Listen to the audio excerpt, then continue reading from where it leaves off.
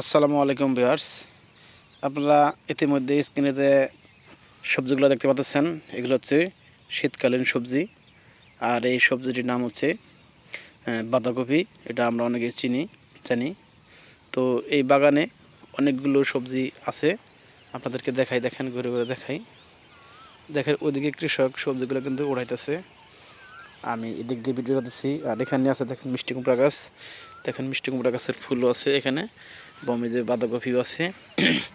তো যারা বাঁধাকপি খাইতে ভালোবাসেন তো বাঁধাকপি খাবেন।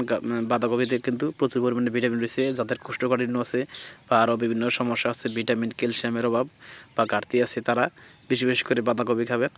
এতে প্রচুর পরিমাণে প্রোটিন এবং অনেক ধরনের ভিটামিন রয়েছে, যেটা আপনার অনেক উপকারী। কোষ্ঠকাঠিন্য বা বদহজম বা আরও অন্যান্য ভিটামিন কিন্তু এই বাঁধাকপিতে আছে।